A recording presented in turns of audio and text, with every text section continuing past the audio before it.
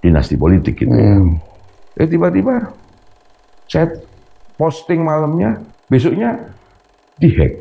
Tidak hanya otoritarianisme, tapi itu sudah intimidatif. Sehingga ketika orang itu sudah masuk di dalam kerangka hegemonik negara yang memang digunakan secara masif untuk mengontrol cara berpikir dan cara berbicara, mau mikir saya sudah takut, mau ngomong saya sudah takut. Yang lebih berbahaya kan kalau pola pendekatan keamanan itu yang benar-benar dia bisa menggunakan intelijen, bisa menggunakan cyber. Tingkatnya lebih daripada sekedar salah. Anda jangan keliru. Ada salah dalam politik ya, ada salah memilih, ada pornografi politik. Apabila seorang hakim itu mengadili, orang yang diadili itu punya derajat hubungan kekeluargaan dan kekerabatan, dia tidak boleh mengadili karena pasti akan terjadi konflik of interest.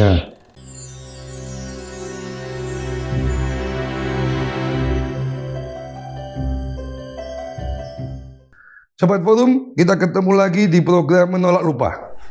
Program yang mencoba mengingatkan kita bahwa demokrasi itu hal yang penting. Karena demokrasi menciptakan kebebasan dan membuat kita bisa berkarya lebih baik lagi. Tapi ketika kita tidak demokratis, itu akan menghambat kreativitas kita, akan menghambat kemampuan kita berkarya. Karena dalam sistem yang otoriter selalu ada pembatasan, selalu membuat kita terkekang, tidak lagi sebagai manusia yang sesuai dengan fitrahnya. Kali ini kita bersama dengan aktivis tahun 80-an menuju 90 lah, supaya nggak terlalu tua. Namanya Krisman Hadi dari Surabaya. Seorang yang pada waktu saya pertama kali masih mahasiswa baru, salah satu tukang kompor pada saya, supaya saya lebih berani menyuarakan kata hati saya. Apa kabar Pak Krisman? Baik, merdeka. Jancuk. Alek Surabaya. Jadi gimana Pak Krisman? Kalau kita ojo nyeluk Pak Bu, tua banget. Oh, tua banget ya. Iyalah. Mas Krisman, Mas Krisman lagi ngapain sekarang ini aktivitasnya? Ya, saya sekarang aktif di Dewan Kesenian. Oke. Saya ketua Dewan Kesenian Surabaya. Ketua Dewan Kesenian Surabaya. Dan sekarang saya lebih banyak aktif di bidang kebudayaan lah ya. Tapi ngomong-ngomong, kita ngomong soal demokrasi menolak lupa, kok mejanya terlalu kecil, ini gimana? Ini jangan-jangan ini memperkecil kapasitas menolak lupa. Harusnya diperbesar mejanya. Oh, besar ya. Supaya lupanya itu tidak terlalu besar. Oh gitu. Justru yang kecil ini buat kita ingat yang besar. Ingat peristiwa yang besar dulu, Pak. Yang Anda sempat beraktivitas, ada sempat berani melawan dosen sampai ke tentara. Sekarang ini menurut Anda bagaimana suasana hari ini? Apakah lebih baik atau apa? Ya, relatif ya soal itu. Tapi saya punya pengalaman yang baru sekitar semingguan lebih yang lalu lah ya. Seminggu tahun ini? Iya, tahun ini seminggu lebih yang lalu. Nah, di DKS itu kan ada komite teater ya. Nah, terus kemudian mereka bikin pementasan, judulnya itu Dinasti Bulldog. Oke. Nah, judulnya Dinasti Bulldog. Nah, kemudian saya meresensi pementasan itu. Saya tulis di media sosial, saya tulis di Facebook, IG, Twitter, soal bagaimana pementasan yang dijuduli Dinasti Bulldog itu kaitannya dengan politik dinasti dan dinasti politik. Padahal menurut saya menulis itu tidak tunjuk poin ya, tidak mengarah pada segmen tertentu. Misalnya kita ngomong soal mengkritik sesuatu lah. Ya, tidak langsung pada seseorang. Saya menulis secara umum. Bagaimana para petinggi partai, rata-rata para petinggi partai di Republik ini juga melakukan dinasti politik gitu ya. Tiba-tiba saya posting malamnya, besoknya dihack. Ya, Facebook saya dihack, IG saya dihack. Oleh siapa? Wah, itu yang saya nggak tahu lah. Dihack, dan di Facebook saya itu sekarang kalau diklik nama Krisman Hadi itu yang muncul, yang fotonya tetap foto saya, Tapi yang muncul itu dagangan laptop. Oh. Gitu. Begitu. Padahal sebelumnya nggak ada jualan laptop. Nggak ada, makanya teman-teman saya pada kontak sejak kapan ini Kris Mandani ketua Dewan Kesenian Surabaya jualan laptop. Dipikir ketua Dewan Pedagang laptop. Makanya. Terus saya berpikir loh, ini kok padahal saya punya medsos itu sudah ya around 10 tahun lebih lah, 15 tahunan gitu kali ya. Tiba-tiba hanya karena peristiwa itu, tiba-tiba terus dihack gitu ya. Saya berpikir, ini apa gitu ya? Apakah ini benar-benar sebuah penanda bahwa kita hendak kembali ke zaman batu, ke zaman Orde Baru itu ya? Bahkan mungkin lebih dari itu. Saya kira tadi Anda bilang kan menulisnya dengan tidak langsung. betul. Kalau zaman dulu kan langsung yang kena kita. Betul, dengan tidak langsung. Tiba-tiba terus dihack begitu. Jangan-jangan kita sedang kembali ke zaman batu, kembali ke zaman Orde Baru itu ya. Kalau sudah benar tentu saya prihatin lah ya. Kalau itu terjadi, wah ini benar-benar kita setback sebagai sebuah bangsa. Jadi kita mundur ini 100 tahun ini. Itu dari sisi perspektif demokrasi modern, dari perspektif sebuah bangsa yang kemudian punya tanggung jawab moral untuk mendidik rakyatnya menjadi lebih melek politik, menjadi lebih cerdas. Saya kira ini setback. Kenapa kok bisa setback? Lah, itu makanya saya kira itu kan satu penanda. Kayak misalnya kita lihat misalnya. Nggak, pasti ada alasannya dong. Kenapa bisa setback gitu? Ya, ketika tadi di bawah Anda cerita ke saya soal dinasti politik. Memang banyak pihak, tidak hanya di Indonesia. Kayak misalnya tadi kasih contoh Kennedy, kasih contoh siapa satunya si Presiden Amerika George Bush. George Bush itu dinasti politik ya.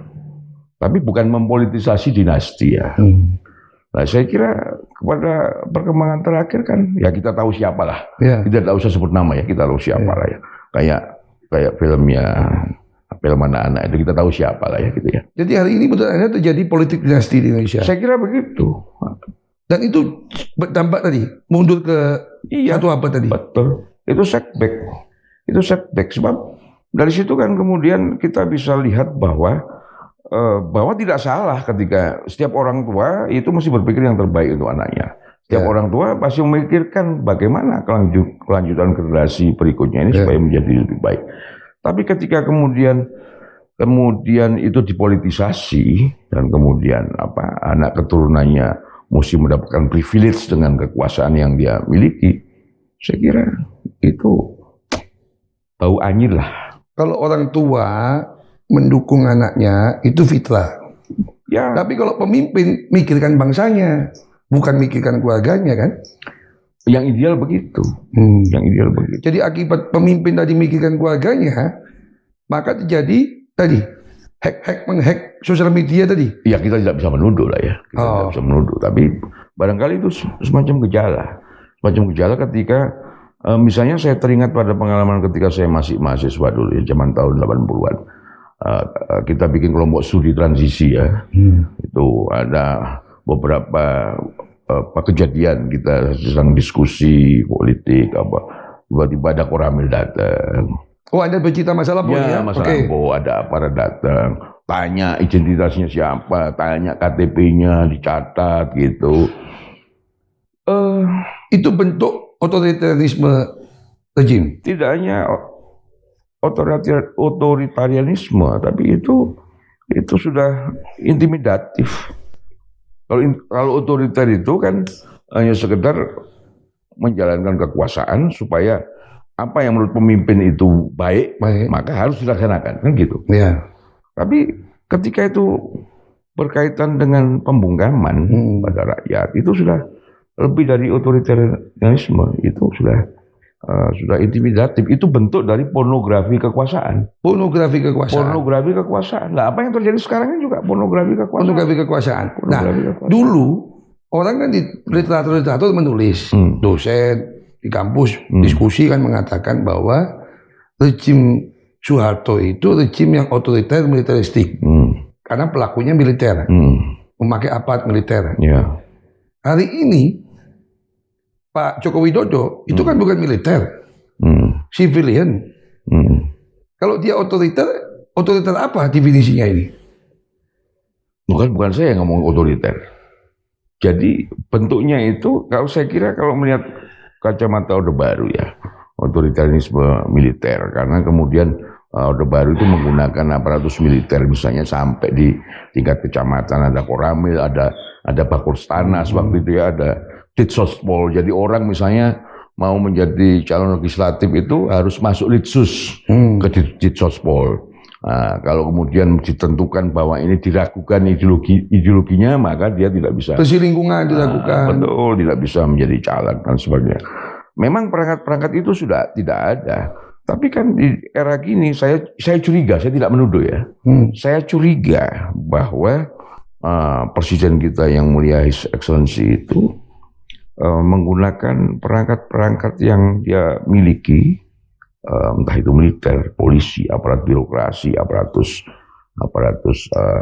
kepegawaian negeri sipil, itu secara masif, dan itu lebih, saya kira bisa jadi lebih sistemik, itu malah lebih berbahaya. Ya. Kan sekarang dia aparatur negara, baik itu kepolisian. Tapi saya curiga, saya tidak menuduh. Ya, maupun TNI, ada potensi itu. Sudah ada namanya satuan khusus cyber, ya kan? Dulu kan nggak ada. Ya. Nah, dulu memakai ini kan orang fisik. Ya. Koramil dia kan disebut tadi. Waktu itu kan belum zaman internet ya, belum zaman cyber. Tapi sekarang kan bisa pakai direktorat cyber bisa aja. Betul. Nah, ketika seorang pemimpin sipil memakai instrumen militer atau kepolisian tadi, itu memang ada literatur ya, ada dasar ilmiahnya nggak? Apa yang bisa terjadi nggak itu secara ilmiah? Ya bisa saja. Bisa. Jangan ngomong ilmiah, saya ini ketua Dewan Kesenian, urusan saya dengan kebudayaan dan kesenian. Ya, tapi kalau saya masih ingat urusan para akademisi. Anda pernah dari dosen di kampus saya. Dulu ya. Dulu. Nah, ternyata saya kurang sabar gitu. Jadi itu potensi itu bisa terjadi. Bisa. Dan kalau itu terjadi di era gini, itu bisa menjadi lebih masif. Karena sekarang ini ada internet, ada pasukan cyber, ada buzzer. Dan kemudian perangkat-perangkatnya memang sepertinya menjadi lebih halus, tidak serepresif zaman Soeharto, tidak serepresif zaman. Minimal packagingnya lebih humanis lah. Betul, packagingnya lebih halus. Tapi dalamnya bisa justru bisa lebih ganas, lebih masif. Jadi ingat, saya pernah baca dulu George Orwell, ada novelnya 1984 itu. Bagaimana sebuah perangkat kekuasaan aparatus negara itu kemudian secara masif mengontrol cara berpikir, mengontrol cara berbicara. Maka ketika itu kan akhirnya menimbulkan self control. Sehingga ketika orang itu sudah masuk di dalam kerangka hegemonik negara yang memang digunakan secara masif untuk mengontrol cara berpikir dan cara berbicara, mau mikir saja sudah takut, mau ngomong saja sudah takut. Itu bisa jadi seperti itu, ada potensi seperti itu. Makanya saya kira ini waktunya buat kawan-kawan aktivis ya, generasi saya yang masih hidup ya, karena banyak beberapa itu waktunya bangun kembali. Iya, waktunya untuk aktif kembali, waktu bahwa negeri ini butuhlah kawan-kawan sebagai penjaga. Negeri ini butuh penjaga. Sekarang memanggil Anda kembali. Betul. Oke, kita masuk segmen berikutnya.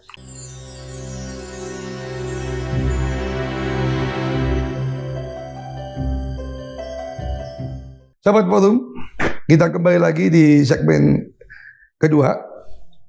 Pak Risman, saya ingat dengan dulu Pak Profesor Sutandio almarhum memotivasi kita mahasiswa itu, lebih baik kalian masih muda di kiri supaya tuanya di tengah, kata dia.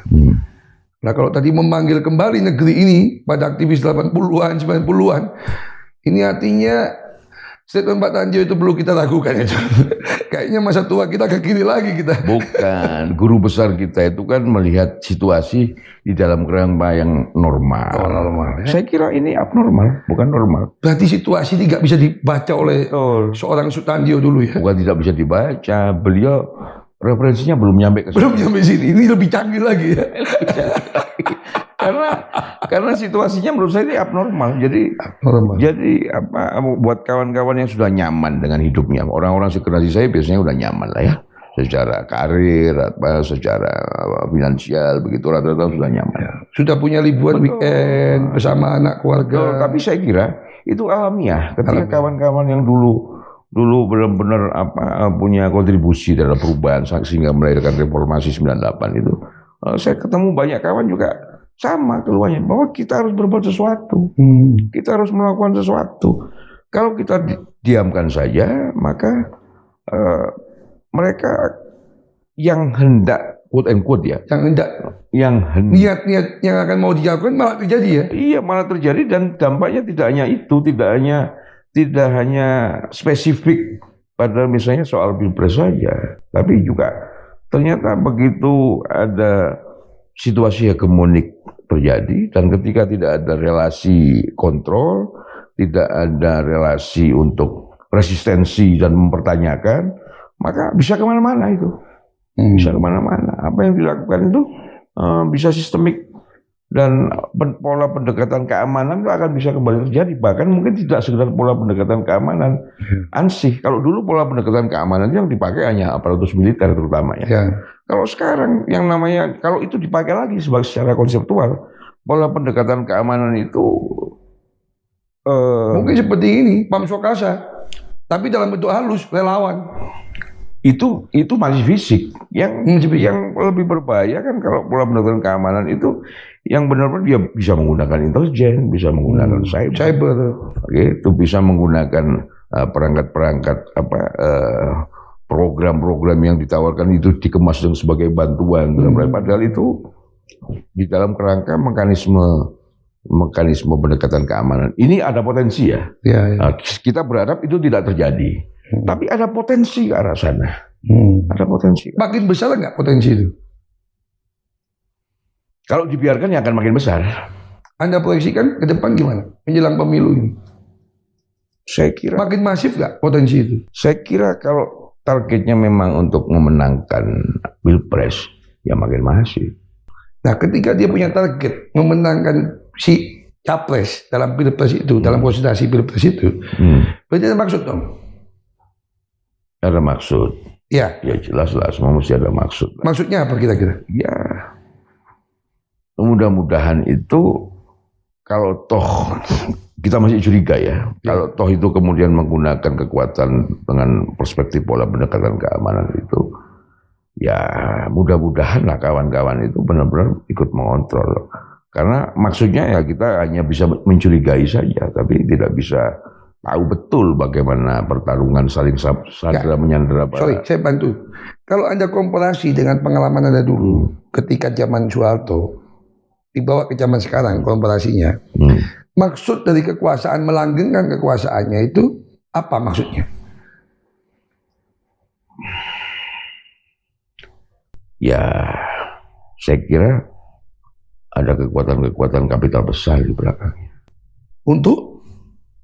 Ya logika kapital kan harus beranak pinak dan harus nyaman di dalam perlindungan negara. Jadi saya kira arahnya itu adalah bagaimana negeri ini bisa menjadi penjaga modal. Nah, akibat maksud itu terjamin. Berarti akan kembali ke kekerasan tadi. Kalau kekerasannya mungkin tidak akan sevulgar seperti zaman Orde Baru ya. Karena kan sekarang ini sudah terbuka. Dulu kan belum ada internet, dulu belum ada medsos. Sekarang ini misalnya orang ditilang polisi saja, dia bisa teriak-teriak di YouTube, bisa teriak-teriak di medsos. Saya kira tidak akan sevulgar itu. Tapi esensinya sama dan bahkan mungkin lebih sadis. Loh, tapi kan bisa aja dia belajar dari Cina misalnya, kemajuan ekonomi tapi politiknya tetap dibatasi dengan segala cara, kekerasan, diseret dari rumahnya. Saya kira di Indonesia ini kita nggak bisa banding. Kalau kita melihat sebagai kacamata sekedar perbandingan oke. Tapi saya melihat Indonesia ini sebuah entitas politik yang unpredictable, sangat unpredictable. Contoh misalnya kembali ke masa lampau. Dulu zaman pergantian dari Soekarno ke Soeharto. Dulu yang dilihat para kapital dan para penguasa global itu penggantian Nasution gitu. Soeharto nggak terhitung. Itu dianggap seperti halnya kayak turbulensi politik, tiba-tiba Soeharto naik. Jadi begitu, saya kira kalau kita ngomong soal bagaimana negeri ini, kita nggak bisa pakai kacamata perbandingan Cina, Amerika, tidak bisa. Karena kita ini punya situasi yang khas, yang unik, yang unpredictable. Dan itu sebenarnya jauh lebih sadis. Coba misalnya etika kekuasaan di negeri ini. Misalnya kalau kita belajar ke Mataram misalnya. Cerita tentang Panembahan Senopati sama Ki Ageng Mangir. Iya, itu menantunya sendiri. Iya. Sudah tunduk, sudah takluk, dipanggil untuk berulu sembah. Begitu mau mencium lututnya sang raja, Panembahan Senopati ditombak, benturkan, bukan ditombak, dibenturkan ke batu gilang. Pecah kepala. Ya itu yang terjadi. Jadi kita ini lebih sadis, ya. Lebih sadis. Bahkan sudah meninggal pun makamnya pun diparu. Betul. Tadi dipertontonkan secara vulgar itu. Betul. Jadi sebenarnya kalau toh kemudian. Jadi Anda mau ngomong pemerintahan Pak Joko Widodo ini yang juga berlatar belakang budaya Jawa ini bisa saja di situ juga. Ada potensi. Ada potensi. Ada potensi karena saya melihat misalnya pada upacara kenegaraan 17 Agustus yang terakhir misalnya, beliau pakai apa istilahnya kuluk mahkota, itu mahkota Raja Mataram. Amangkurat. Zaman Amangkurat ya, Mataram juga ya. Jadi itu kan personifikasi bahwa dia raja. Ya. Dan personifikasinya satu, Amangkurat itu raja sebelum Mataram pecah. Berarti Mataram masih sangat super power. Kedua, itu Mataram yang kolaborator dengan kolonialisme Belanda. Iya. Apakah mau ngomong itu juga? Iya, bisa jadi itu tanpa sadar itu simbolisasi ya. Simbolisasi. Jadi minimal kolaborator pada kapitalisme global tadi ya. Itu sudah pasti lah itu. Sudah pasti. Karena saya kira makanya itu saya aktif di bidang kebudayaan, di bidang kesenian itu karena kalau ngomong dari kemandirian di bidang politik, bidang ekonomi sudah nggak mungkin. Jadi simbol-simbol kebudayaan itu yang bisa jadi entitas kekuatan kita. Kembali kepada Master Presiden itu. Jadi ketika beliau mengasosiasikan dirinya sebagai Raja Mataram, maka disadari pun tidak kebijakan-kebijakannya bisa setelengas Raja Mataram. Misalnya, baik vulgar ataupun tidak. Ya misalnya kalau contoh dalam sejarah, si menantunya Ki Ageng Mangir yang sudah tunduk dan datang sembah itu tiba-tiba mau menyembah, pegang kembali, dibenturkan ke batu gilang. Kebijakan apa yang kelihatan bahwa dia itu sama dengan itu? Ya misalnya tiba-tiba putra sulungnya yang dulu pernah bilang bahwa cukup bahagia dengan jualan martabak dan tidak akan berpolitik dengan berbagai mekanisme, tiba-tiba jadi cawapres. Saya kira itu kualitas-kualitas bengis, itu kualitas pornografi kekuasaan. Sebab pornografi dan porno aksi itu tidak hanya terjadi di dunia kelamin ya. Di dunia politik juga bisa terjadi pornografi dan porno aksi politik. Saya kira itu termasuk pornografi politik. Makanya yang kemudian jadi pertanyaan adalah beliau itu kan sebenarnya legasinya kan sudah sangat luar biasa. Kenapa kok itu tiba-tiba dirusak gitu ya? Jangan-jangan ada sesuatu yang kita tidak tahu. Kok tiba-tiba legasinya dirusak? Padahal sebenarnya ini kan sudah hampir ending. Kalau toh tidak mempersiapkan putra mahkotanya, tidak menapak jalur politik, kenapa tidak tunggu dia selesai? Atau pada kurang berapa lama? Jangan-jangan ada mekanisme yang menyandera beliau sehingga anaknya harus dipaksa jadi cawapres. Bisa juga. Atau karena ada budaya Jawa itu kan Trisno Jalan Soko Kulino. Nah, ini bisa juga melanggengkan kekuasaan. Ada kaitannya, gitu. Karena Kulino dengan tadi sebagai kolaborator, Kulino sebagai merasakan nikmat dan manisnya kekuasaan, gitu maksudnya. Ya bisa jadi. Tapi saya curiga itu bahwa kalau toh itu akibat tidak ada penyanderaan politik, kan bisa jadi ya dalam politik itu misalnya orang melakukan kebijakan tertentu ya. Itu jadi karena disandera, diancam lah apa gitu. Kalau you tidak melakukan ini, tidak ngomong ini. Misalnya sudah investasi sudah masuk, gitu. Ya kan? Maka perlu diamankan karena belum menentukan ROI-nya, belum return of investment-nya. Bisa jadi begitu. Tapi kalau toh tidak kalau itu tidak yang melatar belakangi kejadian itu, maka saya melihat itu bentuk dari pornografi politik. Kita selesai di segmen ini ya. Nanti kita lanjut lagi untuk lebih melihat sampai sejauh mana pornografi dan porno aksi dari rejim saat ini.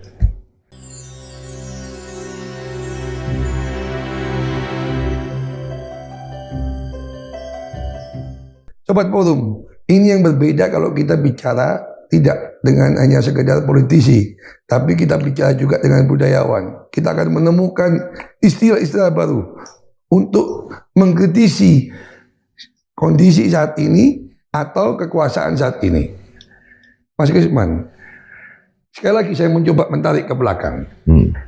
Dari pengalaman sebelumnya di era sebelum 98, itu kan era di mana intelijen itu luar biasa.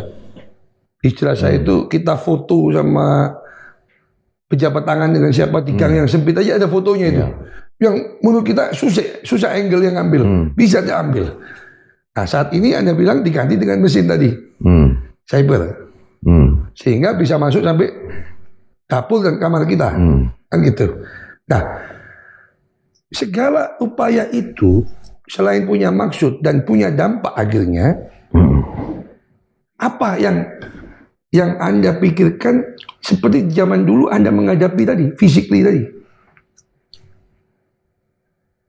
Apa yang bisa kita lakukan merespon itu? Sebelum kita ngomong apa yang dilakukan untuk merespon, kita perlu melihat dulu bagaimana strategi dasar. Nah, strategi dasar itu sama dengan dulu rejim Orde Baru, bisa bertahan sampai 32 tahun. Sekarang belum dibatasi masa jabatan ke presiden. Esensi utamanya adalah pengorganisasian takhayul. Oke. Nah, pengorganisasian takhayul itu bentuknya macam-macam. Ya, dulu OTB. Ya, lawannya disebut OTB. Betul. Sekarang misalnya keberhasilan ekonomi, terus tingkat kepuasan publik. Kita menghadapi ancaman global. Itu takhayul yang diorganisir. Jadi saya kira ketika sudah ditemukan bagaimana titik singgung implementasi dari strategi pengorganisasian takhayul yang diciptakan, dan dari situ kita bisa melangkah. Tapi saya pikir yang paling penting adalah kawan-kawan aktivis ya dari semua tingkatan, aktivis 98, 80-an, bahkan mungkin yang jauh lebih tua yang masih hidup, dan punya perhatian pada negeri ini, tidak boleh diam. Dan masih mau melawan. Dan harus, bukan mau, harus. Dan usianya udah hampir 70 gitu. Ya, ikut marah juga. Masih marah juga ya? Iya. 70 tahun? Iya. Masih marah juga. Dan nggak boleh mati dulu? Nggak boleh mati dulu. Nanti panas Pak kalau mati. Kita jagalah kebahagiaan ya. Supaya tidak minum bir banyak-banyak ya. Gitu. Jadi itu saya kira harus kembali bergerak, harus kembali berbuat sesuatu di dalam segala lini lah ya. Misalnya kayak kawan-kawan di Dewan Kesenian Surabaya itu ada Mas Luhur itu, langsung bikin pementasan dinasti Bulldog. Jadi itu tidak berangkat dengan kebencian, tapi berangkat dengan sebuah narasi untuk memberikan penanda zaman. Gitu. Tapi yang paling penting adalah kita tidak boleh bergerak dengan kebencian itu aja. Ya. Karena kebencian tidak akan melahirkan kebaikan. Kebencian hanya sama dengan dulu kita demonstrasi menolak kekerasan, tapi tidak memakai kekerasan. Ya. Supaya tidak terulang kan gitu. Dan hal yang paling memprihatinkan menurut saya adalah generasi milenial dan Gen Z. Mereka kan lahir setelah era reformasi. Nah, mereka tidak punya pengalaman real bagaimana represifnya rezim. Mas Kisman, tadi malam saya di forum ini, di kantor forum ini, hampir frustasi saya. Dia nggak tahu NKKBKK, dia yang nggak tahu NKKBKK, bayangin. Saya merasa tua banget Pak. Mereka nggak tahu NKKBKK, bagaimana tahu gerakan mahasiswa? Gila kan? Ya bukan gila, itu zamannya udah berbeda. Iya. Zamannya udah berbeda. Makanya perlu kita ingat lagi, makanya judulnya menolak lupa. Perlu jadi kita beritahu. Nggak tiba-tiba ada Dewan Mahasiswa, ada Senat Mahasiswa, ada BEM itu. Betul. Karena seakan-akan kemewahan yang kita tuntut, padahal bukan. Iya, betul. Itu hak dasar. Itu hak dasar. Jadi begitu saya kira memang kawan-kawan generasi baru ya Gen Z, Gen milenial itu perlu diberitahu bahwa bagaimana dulu kebebasan berbicara, kebebasan untuk berekspresi ini tidak jatuh dari langit. Ya, Ada perjuangan panjang dan berdarah-darah. betul. Makanya perlu kita jaga. Ketika ada potensi sekecil apapun untuk kembali ke masa represif sebelum zaman reformasi, ya harus dilawan, Saya setuju. harus direspon. Karena kita pernah ngobrol dengan salah satu pimpinan apa sih, BEM namanya ya. Itu dari kampus yang besar dan ikut gerakan. Tapi dia bilang memang Bang, ya mohon maaf kami ini natif demokrasi. Kami lahir udah ketemu demokrasi katanya. Jadi kami nggak paham ketika antidemokrasi itu apa. Iya, iya. Dan juga gini, satu hal yang saya amati juga. Kalau dulu zaman saya ya, zaman muda itu kan, para aktivis kampus itu kan sangat bisa dihitung dengan jari, sangat sedikit. Dan itu buat kami yang bergerak waktu itu merasa benar-benar bangga lah. Karena kita merasa dalam kondisi keterbatasan merasa berbuat sesuatu untuk negeri. Tapi yang saya lihat perkembangan zaman itu. Sekarang ini aksi dan demonstrasi itu kan jadi sekedar produk ya. Bukan panggilan ya. Ya jadi sekedar produk barang dan jasa. Mohon maaf ya.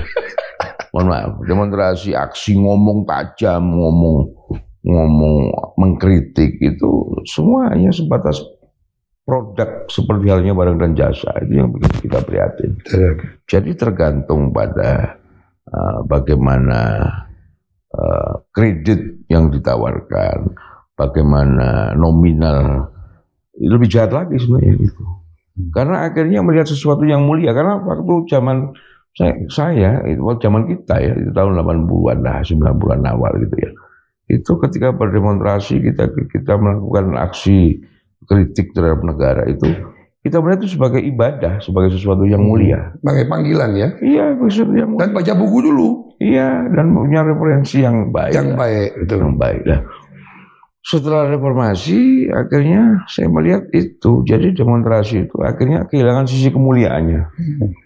Hanya menjadi sekedar produk, seperti halnya produk barang dan jasa. Tidak beda dengan sabun, dengan sikat gigi. Bahkan masuk LKPP jangan-jangan. Itu. Ya, tidak tahu ya, barangkali itu ya itu perlu. Karena ada harganya.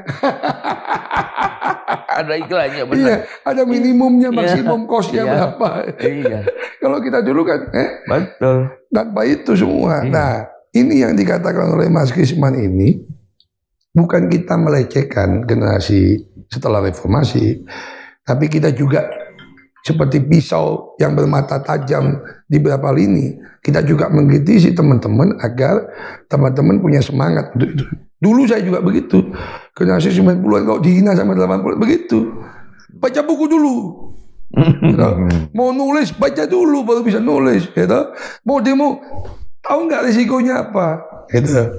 Ya, jadi jangan sampai kita juga merasa generasi 80-90 itu memojokkan Anda, tidak, tapi memotivasi supaya Anda juga bisa sama mulianya dengan kami ketika memperjuangkan menghadapi kekuasaan yang kita mau ingatkan kesalahannya untuk kembali ke jalan yang benar. Begitu Mas Krisman ya? Iya, saya kira begitu. Tapi Anda optimis nggak generasi Y dan Z ini bisa? Optimis dong. Optimis lah. Kenapa optimis? Mereka jauh lebih cerdas dari kita. Oke. Jauh lebih cerdas. Barangkali yang bisa kita ceritakan itu hanya sisa pengalaman saja dan sisi wisdomnya saja. Tapi dari sisi kecerdasan, sisi referensi mereka jauh lebih unggul. Iyalah, dulu kita sumbernya TVRI lokal, Pak. Unyil. Mereka di YouTube sekarang, Pak. Jadi orang di Jakarta ini apa di seluruh Indonesia ini sama dengan di New York. Iya. Sumber informasinya. Benar. Benar. Dulu kita mainnya kelereng. Iya. Sekarang mainnya game online, Pak. Betul. Kalau dari sisi kecerdasan, dari sisi framing melihat kehidupan, itu mereka harusnya referensinya lebih komplit. Hanya saja barangkali yang perlu diingatkan adalah sisi kesadaran dan pemahaman bahwa pernah ada satu episode sejarah di negeri ini yang kelam. Iya, yang kelam. Itu kemudian tarik mundur lagi periode 65, tarik mundur lagi periode Orde Baru. Itu generasi milenial dan generasi Gen Z perlu belajar pada sejarah. Oke, bagaimana dengan kawan-kawan kita dulu yang sekarang justru bagian dari yang melakukan itu? Ya itu soal pilihan lah. Itu soal pilihan. Soal pilihan. Ya soal pilihan. Karena kan tidak setiap orang bisa jadi resi, tidak setiap orang bisa jadi nabi ya. Kalau semua jadi nabi terus umatnya siapa?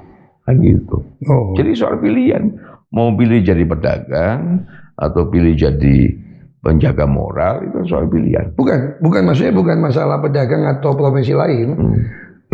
Saya mau kasih tahu, ada aktivis dengan segala pembenarannya. Ya itu kan pedagang. Oh itu pedagang ya? Iya kan pedagang. Mentransaksikan. Betul, itu pedagang. Itu soal pilihan, mau jadi pedagang atau mau jadi kesatria atau mau jadi brahmana, itu kan Ya, penjaga visi, misi, iya. atau memperdagangkan, mentransaksikan visi misinya. Itu soal pilihan.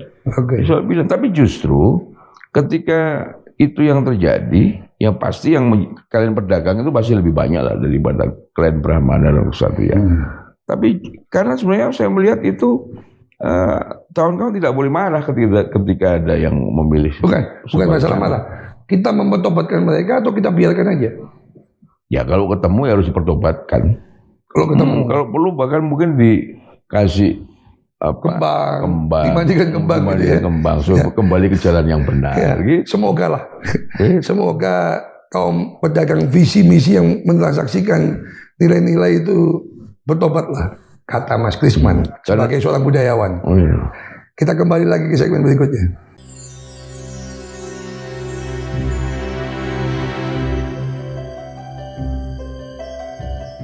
Sobat Forum, kembali lagi kita di menolak lupa.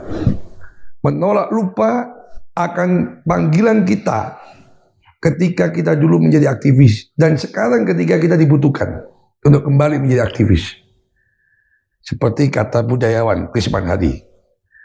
Mas Krisman. Oh iya, ojo ngomong budayawan. Bukan ya? Loh, awak dia ketua Dewan Kesenian Surabaya. Berarti seniman. Iya, boleh lah gitu. Soalnya budayawan itu sudah termasuk para dewa lah. Awak dia kan kalian kesatria lah, durung brahmana. Oh belum brahmana. Makanya masih bisa bertarung. Masih brahmana bisa itu hanya memberikan wejangan, memberikan nilai-nilai. Awak dia juga bertarung. Oke, itu topi komandan maksudnya. Iya. Belum topinya jenderal. Turun. Kita masih bertarung. Nah, Mas Krisman, Anda ini saya tahu ya tidak hanya sekedar klaim keseniman, tapi juga memahami kultur Jawa yang kuat sekali. Dulu Anda pernah menanyakan ketika saya pernah ke makamnya Sambal Nyowo. Saya ingat itu.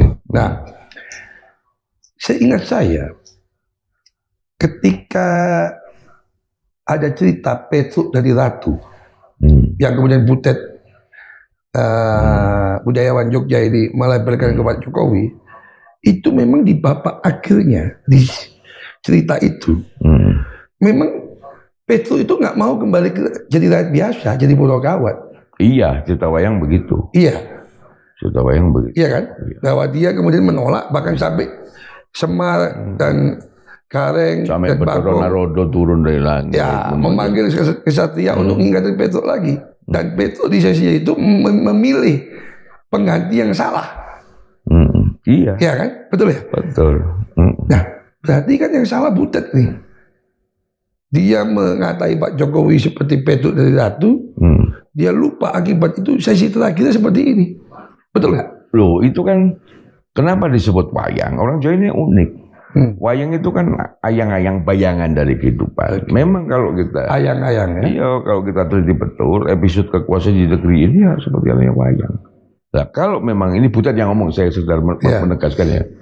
Kalau memang Butet melihat bahwa periodisasi kekuasaan saat ini adalah era seperti halnya cerita wayang Petruk jadi Ratu. Enggak, Butet mengatakan ini di awal Pak Jokowi berkuasa. Dia nggak sadar. Ya saya bilang, jadi salah Butet ini sekarang. Bukan nggak sadar, itu dia digerakkan oleh alam untuk oleh alam ya. Oleh alam untuk memberikan si Cocot Kencono ini digerakkan oleh alam. Digerakkan oleh alam. Cocotnya Butet itu digerakkan oleh alam untuk memberikan pemberian, memberikan penegasan tentang apa yang akan terjadi. Karena kalau kita memahami betul kultur Jawa, terutama di dalam wayang, kita tidak akan kaget terhadap apa yang akan terjadi. Karena ada istilah perusak tulungi winarah itu. Ya. Jadi Orang gumunan, orang kagetan. Bisa merasakan apa yang akan terjadi, bisa membaca. Itu. Jadi ketika Butet ngomong seperti itu bukan kehendaknya sendiri. Ada unsur alamiah yang itu sebagai penanda, sebagai peringatan. Tapi justru dilakukan kejadian. Iya, ketika orang sadar pada saat itu, sehingga orang-orang di seputar kekuasaan bisa membaca itu sebagai penanda dari langit, maka itu bisa diantisipasi supaya tidak terjadi. Tapi ketika tidak diantisipasi dengan baik, ya terjadi betul seperti apa yang diceritakan dalam cerita wayang Petruk Jadi Ratu itu. Nah, kalau Anda setuju dengan tadi, berarti Anda juga selaras dengan itu. Anda mengatakan bahwa Pak Joko Widodo, kalaupun dia dikesankan hari ini kekuasaan mendukung capres nomor 2 Prabowo Subianto dan anaknya Gibran, berarti memilih yang salah ya kalau dikompar dengan cerita tadi ya. Ya bukan pilihan yang salah, itu pornografi politik. Oh, Anda kembali lagi. Jadi tingkatnya lebih daripada sekedar salah. Anda jangan keliru. Ada salah dalam politik ya, ada salah memilih, ada pornografi politik. Pornografi politik ini di atas memilih yang salah. Di atas yang salah. Iya. Tindakannya porno aksi.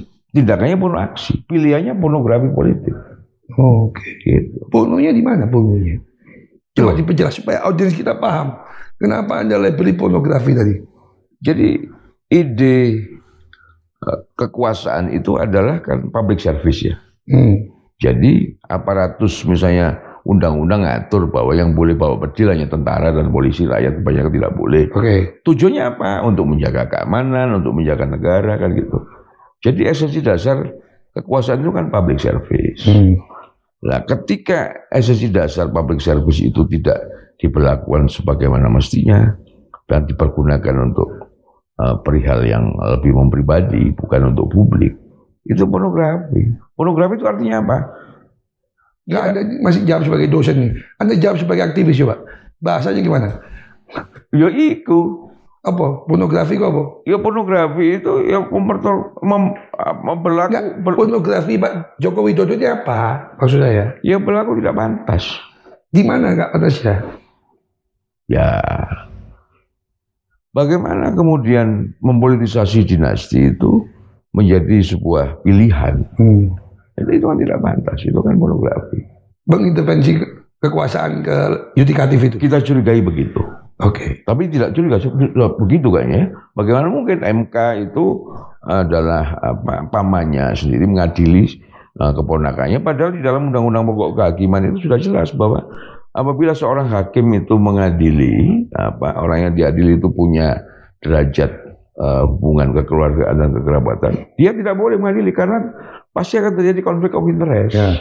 Tapi kan tetap dipaksakan menjadi. Saya percaya dengan jawaban ini karena Pak Krisman ini selain budayawan seniman juga sarjana hukum. Karena saya dulu pernah orang ngomong yang lain, dia bukan orang hukum tahu apa nih. Kalau ini tahu hukum beneran, ya. Lalu porno aksinya apa? Porno aksinya setelah dia melakukan pilihan yang di atas keliru itu. Nah, kemudian ada beberapa cerita misalnya dicurigai dicurigai. Nah misalnya kalau ini tidak dicurigai sudah ada buktinya viral kemana-mana. Misalnya si cawapres ini datang ke pesantrennya Agil Sirat bawa duit sekoper dibagi-bagikan, itu kan viral kemana-mana. Tapi apa yang dilakukan oleh Bawaslu apa coba? Tidak melakukan apa-apa. Berarti Bawaslu setuju porno aksi ini? Iya kan? KPU? Iya kan? Berarti kan sistemik itu. Sebab kalau itu Bawaslu melakukan tugasnya, itu kan sudah jadi persoalan besar. Berarti ini rame-rame dong. Ya makanya itu porno aksinya di situ. Ya porno aksi kan bisa sendirian. Ini kalau di film bokep ini namanya gangbang namanya. Bukan. Bukan. Kalau seorang pribadi, kepala rumah tangga itu ya kalau menyalahgunakan kekuasaannya itu porno aksi kekuasaan secara secara mandiri. Tapi kalau ini dilakukan oleh seorang yang punya kekuasaan terhadap aparatur negara, berarti kan sistemik. Koordinasinya kan sistemik, kan gitu. Saya kira kan itu viral kemana-mana itu. Temannya kayak Agil Silat, wah dibawa tas, tubuh jadi sebar. Gak punya rasa malu ya. Ya mungkin pikirannya belum sampai ke sana. Seperti kemarin ya di debat itu kan sempat dipertanyakan oleh capres nomor 1 soal etika. Gak bisa jawab juga soal etika itu. Karena kan etika itu sesuatu yang bisa diabaikan ya. Ya memang itu problem ya. Iya, ketika kita melakukan penuh aksi kan kita memang mengabaikan etika, Pak. Iya, problem besar. Dan itu kan sebenarnya ketika orang masuk dalam konsultasi untuk punya jabatan publik ya, apalagi ini calon wakil kepala negara, paling tidak ada standar baku perkara pemahaman etika, persoalan-persoalan kemudian referensi politik, ekonomi, pertahanan itu soal lain lah. Soal lain, teknis. Tapi yang paling mendasar adalah pemahaman etika. Pemimpin sebagai pemimpin ya. Saya kira bagaimana nanti rakyat bisa memilih? Bayangin kita punya pemimpin tanpa etika. Iya. Saya kira kalau itu kalau pemilu ini dilakukan dengan benar-benar jujur dan adil, Bawaslu melakukan kerjanya, KPU melakukan pekerjaannya dengan baik, saya kira sulit menang lah. Ini makin takut saya ngomong dengan budayawan ini buat saya punya mimpi-mimpi gelap, mimpi hitam, bad dream ya. Karena rupanya kalau situasi seperti ini, situasi tanpa etika, yang dipanggil untuk bergerak bukan yang aktivis, semua orang tua. Karena kalau tidak anak kalian di rumah itu nanti hidup tanpa etika dan banyak melihat pornografi dan porno aksi. Sampai segmen berikutnya.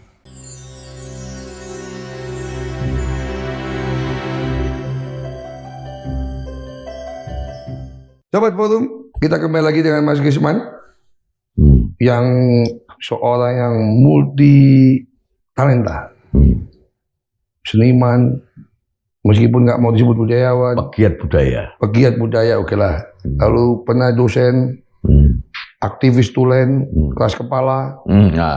Saya tahu sampai konflik dengan profesor yang terkenal kritis di Indonesia, sampai mati kayaknya belum aku.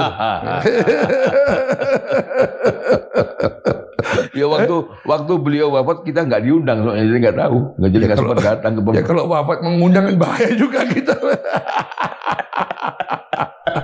Jadi konflik dimulai mahasiswa sampai ketika jadi dosen ketemu pimpinan yayasan ya, wah biasa.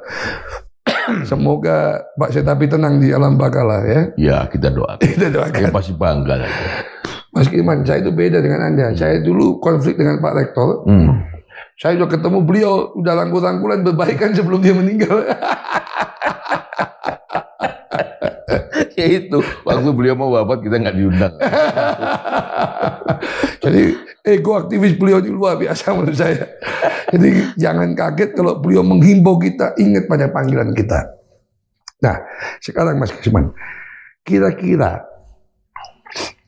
apa langkah konkret kita menghadapi situasi yang seram tadi dan cenderung kembali ke kelam? Ya. Kita tadi kan Anda bilang harus ingat panggilan, visi misi ya. Apa konkretnya apa? Ya konkretnya ya jelas kawan-kawan yang benar-benar peduli dan masih berpikir tidak memberikan sesuatu pada negeri ini harus bergerak, harus menggalang. Harus bergerak dan harus menggalang. Oke, ada Pak Eri Riana yang bergerak konkret dengan menjaga pemilu. Nah, yang Anda maksud apa? Cuma menjaga pemilu supaya nggak diintervensi atau apa? Ya itu pasti ya, menjaga bagaimana membawa KPU supaya bekerja benar gitu ya. Karena itu kan gawang terakhir ya. Supaya kalau minum pilpres ini benar-benar bisa. Tapi kan Anda bilang tadi, buktinya aksi vulgar aja nggak pernah diapa-apain. Dan makanya itu, jadi mesti ditekan lah. Jadi mesti benar-benar ada gerakan yang masif supaya statuta, bukan statuta ya, supaya aparatus negara yang menjaga pemilu, yang bertugas untuk mengawasi pemilu, yang bertugas untuk memverifikasi data suara yang masuk di pemilu, itu benar-benar bekerja dengan benar. Tidak bekerja demi kepentingan, apalagi demi intervensi. Dalam kamus saya, menjaga pemilu itu hanya sikap netral, bukan movement konkret gitu. Loh, kalau aparatus negara memang harus netral. Oke. Netral itu dalam pengertian dia kan ada koridor legal standing, ada koridor hukum yang harus dilakukan. Nah, kawan-kawan aktivis ini menjaga itu supaya tidak ada kecurangan di dalam penghitungan suara, supaya benar-benar Bawaslu itu menegakkan aturan main yang sudah digariskan tentang aturan main di dalam pemilu. Lah, kalau misalnya ada tindakan yang itu melanggar undang-undang pemilu, melanggar etik, melanggar hukum, ya, itu dibiarkan saja. Nah, itu urusan buat kawan-kawan yang berpikir, urusan buat kawan-kawan untuk bergerak. Saya kira itu. Dan itu yang apa pergerakan apa kalau mereka dibiarkan, diabaikan?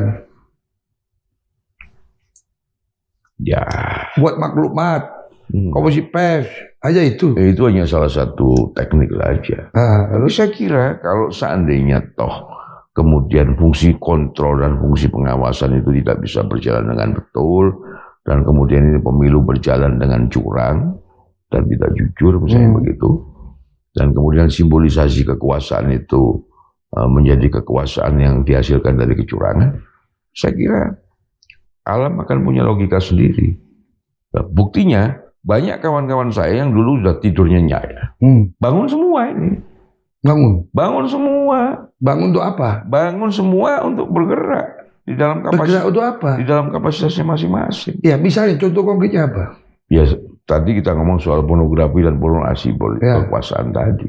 Jadi, seniman buat teater. Itu sisi positifnya. Bayangkan misalnya, ketika semua adem-adem saja, ketika terjadi glorifikasi pada pemimpin yang dulu dianggap bisa menjadi contoh dan mewakili, makanya sampai dulu ada tagline Jokowi adalah kita, gitu kan. Ketika ternyata figur ideal itu kemudian ternyata tidak seperti apa yang diharapkan, tidak seperti yang diglorifikasikan, kan itu membuat orang-orang sadar bahwa ternyata kawan-kawan semua, termasuk para begawan, para brahmana, para orang-orang sepuh itu akhirnya sadar kembali bahwa secara tidak langsung mereka terhegemoni pada gerakan mesianis, kan? Tentang adanya tokoh, tentang adanya ratu adil yang bisa menyelesaikan segala perkara. Padahal yang dibutuhkan negeri ini bukan ratu adil, bukan pada gerakan mesianis, tapi bagaimana pendidikan politik terhadap rakyat. Bahwa kalau perlu pemimpin yang dongok pun tidak apa-apa. Asalkan benar-benar rakyatnya ini cerdas, rakyat ini benar-benar melek politik. Dan dia tulus pada rakyatnya. Iya, itu saja. Ya, kalau misalnya tadi kawasi pemilu itu, kalau saya buat tabel scoring, itu sama dengan saya Menteri Keuangan Sri Mulyani menahan BLT supaya nggak dipakai untuk money politik, kekuasaan. Tapi menurut saya itu masih pasif. Apa yang lebih progresif? Misalnya Andi Wijayanto mengatakan bukan kita meninggalkan Pak Jokowi, Pak Jokowi meninggalkan kita. Maka progresivitas Andi mendukung paslon nomor 3 dengan menjadi deputi politik 5.0 misalnya. Nah, menurut Anda, Krisman Hadi yang saya kenal progresif, apa langkah progresifnya apa? Menghukum kesalahan itu kan harus dihukum supaya dia tobat. Ya, tidak ada pilihan lain. Kita harus menangkan paslon nomor 3. Buat saya begitu. Itu pilihan logis. Kenapa nggak nomor 1? Ya, ini kan soal bagaimana memilih dan bagaimana memilah, gitu ya. Saya melihat dari sisi track recordnya, di situ ada Pak Mahfud, di situ ada Ganjar. Walaupun itu bukan figur sempurna ya, tapi dari segala sisi kekurangannya saya melihat figur nomor 3 itu yang paling mendekati lah pada kita, yang bisa mengartikulasikan apa yang dibutuhkan oleh rakyat. Bisa memenuhi menolak lupain. Saya kira begitu, apalagi misalnya dalam segala kekurangannya ya. Tapi Pak Mahfud misalnya, dia punya kelebihan bagaimana soal penegakan hukum, bagaimana concern beliau terhadap keadilan. Saya kira itu menjadi catatan khusus. Jadi bagi saya pribadi, saya bukan ikut kampanye, tidak ya. Tapi setelah memilih dan memilah, saya kira adalah pilihan logis buat saya untuk memilih. Sebagai langkah konkret. Betul. Menghadapi pilihan kekuasaan yang salah tadi. Begitu. Karena yang punya potensi besar untuk dihitung secara matematis untuk bisa menang itu ya paslon nomor 3. Kalau paslon... Loh, kok hitungan lembaga survei kok beda kenapa? Ya, tadi Anda ngomong bahwa ketika kekuasaan itu secara masif digunakan. Saya nanya kok Anda yang ngomong itu kan bolak-balik juga. Nah, tadi kan Anda ngomong kan tidak apa-apa saya sih. Kan kalau saya tidak ngomong sumbernya kan juga tidak baik kan gitu ya. Anda kayaknya keberanian menurun kayaknya. Loh, ini bukan soal keberanian tapi soal etika. Oh, etika. Dari asal sumbernya dari mana? Saya kira Anda pakai itu kayak baterai itu apa namanya? Cas. Duracell itu kan. Enggak pernah mati gitu. Kok sekarang mulai menurun ini? Jadi harus disebutkan asalnya dari mana kan gitu. Jadi itu dasarnya bahwa saya kira itu perangkat-perangkat kekuasaan yang digunakan. Sehingga ketika secara masif itu digunakan, itu aparatus militer, aparatus ekonomi, aparatus informasi dengan bahasa, dengan cyber, saya kira orang yang kemudian secara real itu punya elektabilitas tinggi, bisa jadi dikatakan sebaliknya. Bisa jadi dikatakan sebaliknya. Misalnya seperti Kompas, gitu ya, tiba-tiba dia mengeluarkan hasil survei, bisa paslon nomor 2 yang di backup oleh kekuasaan itu, yang cenderung di backup oleh kekuasaan itu tiba-tiba pasang naik gitu ya. Pilihan yang logis nomor 3 tiba-tiba jatuh ke bawah. Ya bisa jadi kan ada sesuatu yang terjadi. Jadi Anda Kompas bermain apa Kompas kooptasi? Ya. Atau secara umum lembaga survei itu bermain atau lembaga survei terkooptasi?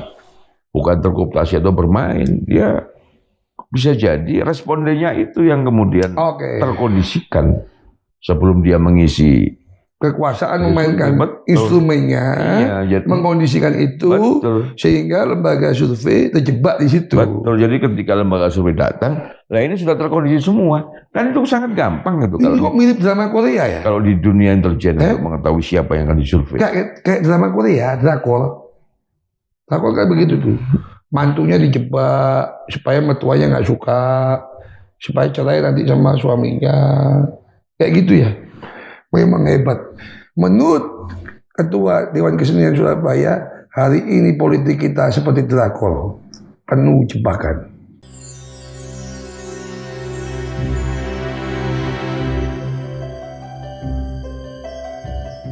Sobat Forum, kita nggak kerasa udah hampir 1 jam diskusi dengan Mas Krisman Hadiri.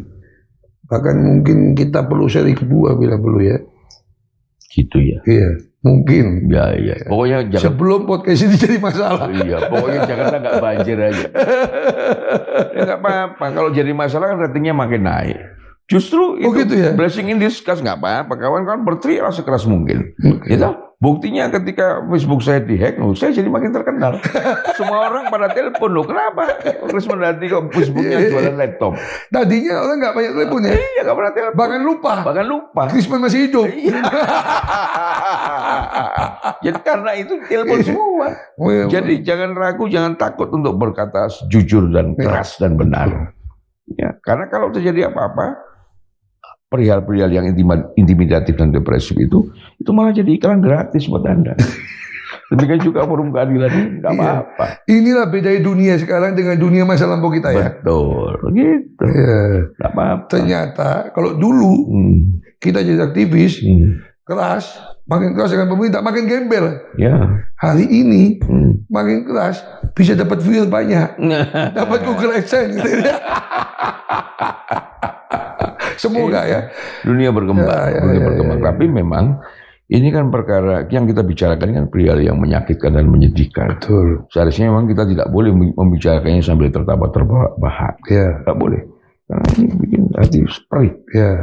Bikin hati perih dan bikin hati pedih. Tertawa itu Pak Gisman ada dua memang. Tertawa itu karena dia gembira. Atau puncak dari kepahitan hidup Pak. Dia harus mengetahui dirinya sendiri. Ya, tapi kalau yang tertawa terbawa Uncle Sam ya saya ragu lah kalau soal kepahitan hidup. Hah? Iya Pak. Iya. Bayangin kita dulu juga lama pakai tas LV, sekarang pakai tas cangklong lagi supaya jadi aktivis. Itu kan penanda simbolis ya. Penanda simbolis. Iya, karena kita melawan kan. Ya. Kan nggak lucu melawan pakai tas LV Pak. Harus. Iya. Aktivis itu tidak ada kata pensiun. Makanya ada kawan yang bilang pensiunan aktivis. Waduh, aktivis kok pensiun? Kayak pegawai negeri. Berarti kayak Pak Jud gitu ya. Soldier never die ya. Soldier, old soldier never die. Ya, soldier never die. Iya. All activists never die. Never die. Iya. Ya, tidak ada kata pensiun karena itu kan kecenderungan hidup. Apa yang menurut Anda, ada sebagai DKS kan harusnya kreatif nih, berpikir ya. Apa metode apa yang dulu kita nggak lakukan, sekarang harus kita lakukan? Kalau dari sisi saya, karena saya pegiat kebudayaan, ya saya berkonsentrasi pada itu sebab banyak misalnya kegiatan-kegiatan kreatif ya, yang itu tidak hanya bisa bermakna ekonomis, tapi juga ternyata punya dampak politik besar. Misalnya kayak Art Jog di Jogja, dengan modal 5 miliar, ya, dalam tempo 1,5 bulan, venue value. Iya, value dari Ajok yang itu dihasilkan Ajok itu bisa 5 triliun lebih dalam tempo 1,5 bulan. Duit yang masuk ke Jogja dan mereka bisa bicara macam-macam di sana dan seluruh perhatian negeri ini ke sana. Nah, kenapa kawan-kawan aktivis tidak menggunakan pendekatan kebudayaan, pendekatan ekonomi kreatif macam begitu? Di satu sisi bisa menghidupi orang banyak, bisa menghasilkan penghasilan buat lokal wilayah masing-masing. Misalnya kayak Coldplay itu. Konon katanya satu hari itu 1,7 T penghasilannya. Ketika Coldplay main di Jakarta. Apa hubungannya dengan modal rupa ini? Loh, itu bisa dipakai sebagai media. Oke. Jadi industri kreatif itu bisa dipakai media. Mengirim pesan. Betul, mengirim pesan. Jadi tidak hanya, kalau sayangnya Ajok atau misalnya undang Coldplay itu, ini hanya berhenti pada dimensi pariwisata, berhenti pada dimensi ekonomi. Harusnya tidak, tapi itu media itu bisa dipakai untuk mengirim pesan ke seluruh penjuru. Jadi orang datang kemudian menerima pesan bahwa ada yang tidak beres. Minimal Coldplay pesannya kan melawan kelompok yang berpikir sempit atau radikal yang menolak Coldplay. Betul, itu misalnya itu soalnya beliau teknis secara ideologis. Tapi kemasan itu kenapa tidak pernah dipakai oleh kawan-kawan aktivis? Pakai dong itu. Jadi jangan memandang remeh dan memandang rendah industri kreatif. Itu orang-orang yang hedon. Berarti sebenarnya saatnya sekarang selain Iwan Fals tampil lagi dong. Atau kita mengupload lagi lagu-lagu Frankie Salatua. Saya kira begitu. Begitu ya? Begitu. Itu salah satu jalan yang strategis. Karena itu kan lebih gampang mencuri perhatian. Iya. Kalau kita pasang di Facebook itu lebih eye-catching misalnya. Itu kalau kita pasang di jalan-jalan umum, orang lebih memperhatikan daripada foto-foto caleg-caleg itu yang tidak pernah diperhatikan. Tapi kita nggak perlu melawan pornografi, pornografi kekuasaan dengan demo telanjang. Nggak perlu. Itu penting juga dilakukan. Penting juga. Gila. Kalau ada yang mau melakukan. Tapi bukan kita ya yang melakukan. Loh, kalau misalnya kita diundang mau rame-rame, ya saya mau ikut juga. Tapi siapa yang lihat kita, Pak? Itu soalnya. Itu. Tapi karena mulai keriput. Saya kira gerakan politik itu mesti kawin dengan gerakan kebudayaan. Judulnya gitu ya, kamu telanjang, saya juga telanjang. Iya. Kalau kita kasih ide kemudian kita tidak konsisten. Saya telanjang karena kamu membuat kita telanjang. Iya. Besok kita mulai gimana? Kita jalan di Pecenongan gitu atau di? Coba kita malam ini berdoa dulu. Saya mulai ngeri-ngeri sudah tiba-tiba. Itu. Jadi logika zaman ini harus dipakai. Logika zaman ini harus dipakai. Jadi dulu kan kawan-kawan berpikir bahwa gerakan politik, gerakan untuk pembaharuan negeri ini harus dipikirkan dengan serius, dengan sampai kepala botak itu. Tidak, jangan. Gunakan entitas-entitas yang kemudian bisa mencuri perhatian banyak orang. Ya. Saya kira begitu. Ya, katanya Wapres, Cawapres itu kan jangan marah-marah, riang gembira. Tapi kemarin waktu debat dia marah-marah, Pak. Kita yang riang gembira ini. Oh, iya. Saya kira kalimat itu kan mesti paham betul loh esensinya ketika dia omong. Saya kira beliau tidak paham esensi kalimat yang dia ucapkan. Nah, saya kembali sebelum kita akhiri, kembali ke isu yang sangat sensitif, Pak. Dan ini tapi menurut saya substansial. Dalam debat Capres kemarin dikatakan atau seakan-akan dipersepsikan Prabowo masih tidak tidak mengakui ya, atau mendenial bahwa keterlibatannya pada pelanggaran HAM ya. Meskipun pertanyaannya bukan itu. Pertanyaannya adalah bagaimana sikap dia kalau jadi presiden terhadap pelanggaran HAM. Iya. Tapi sensitif dia. Menurut Anda gimana itu? Ya, karena dia mungkin sudah kadung ikut minum asam sulfat tadi. sehingga tidak bisa benar jujur untuk mereaksi dan bereaksi. Dari situ kan bisa dinilai. Apalagi dia bilang, kalau rakyat Indonesia tidak suka sama saya dan Gibran, jangan pilih saya. Itu logika apa? Kan itu logika, mohon maaf, itu bego itu kalimat itu. Nah, kalau sudah jelas dong, kalau orang tidak suka ya pasti tidak akan pilih. Nah, kenapa dia ngomong begitu? Kalau orang tidak suka, rakyat Indonesia tidak suka pada saya dan Gibran, jangan pilih saya. Nah, itu kan tidak perlu dikatakan.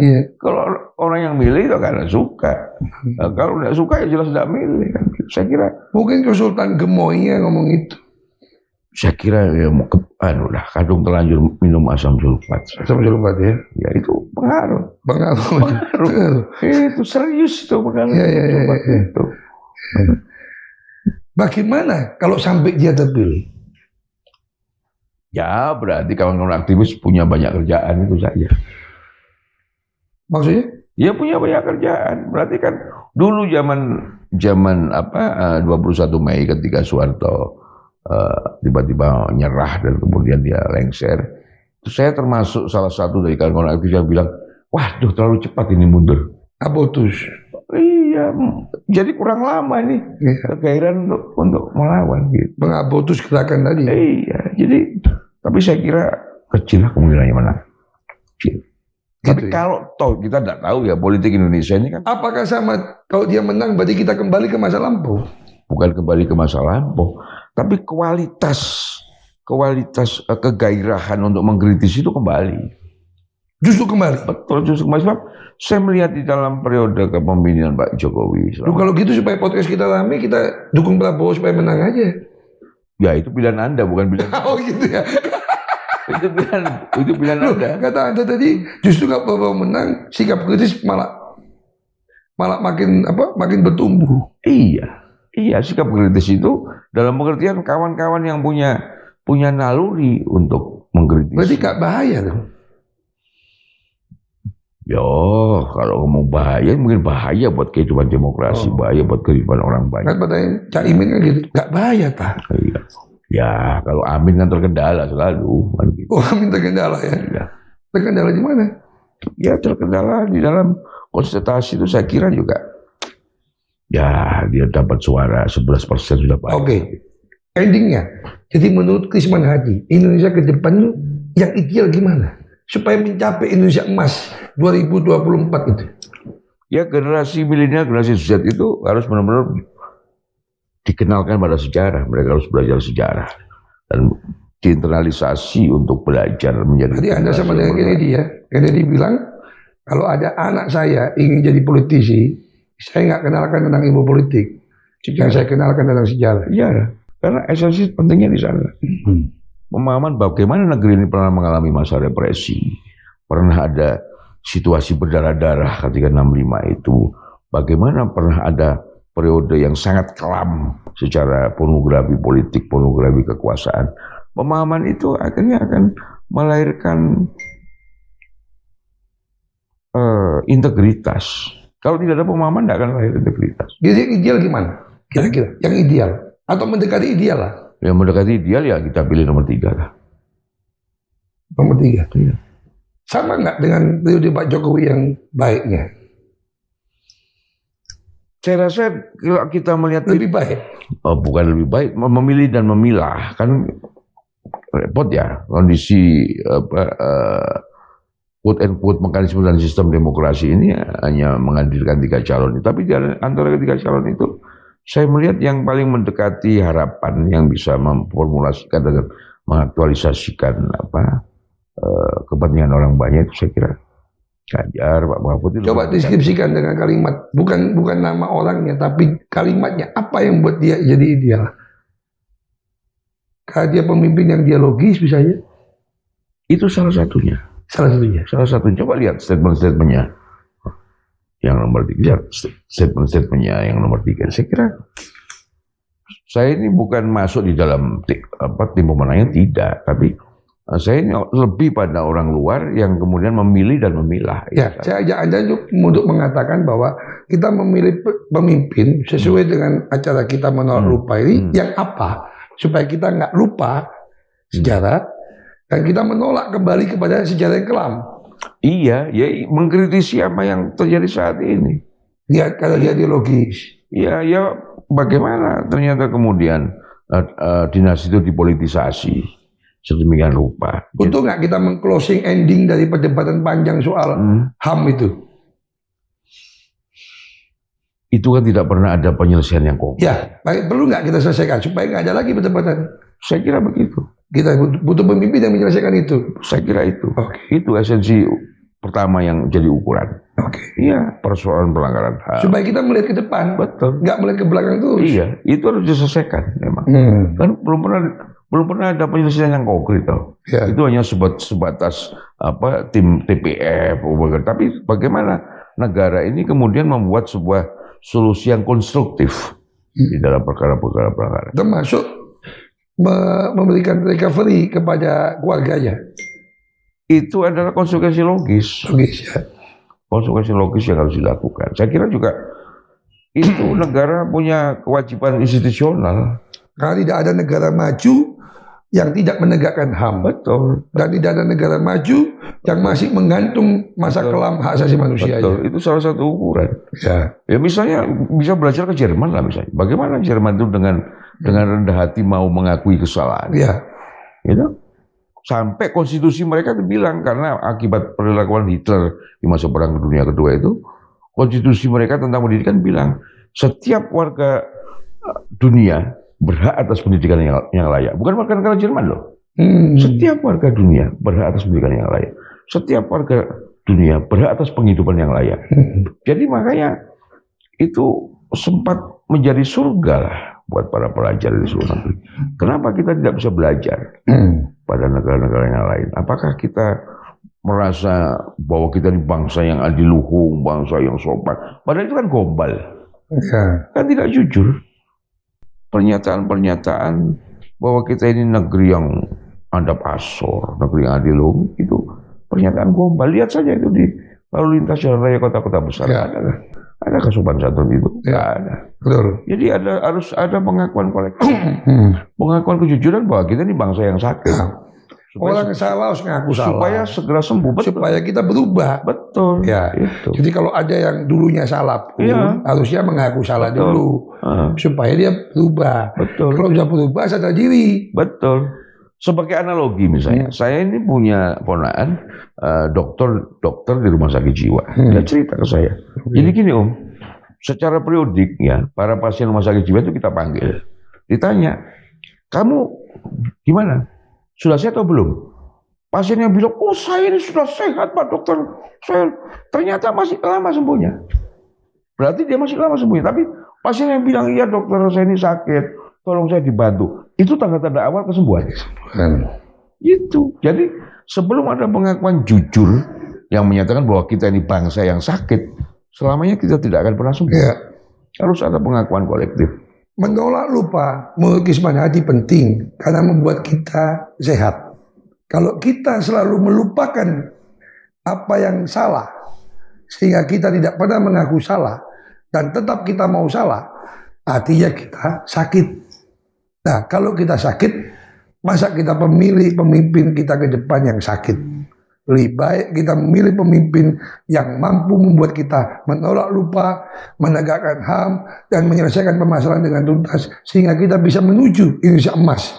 Emas beneran, bukan mas-masan. Bukan Betul. sepuan. Bukan sepuan. Iya. Terima kasih Sobat Forum, sampai ketemu lagi di program Menolak Lupa berikutnya. Bye-bye.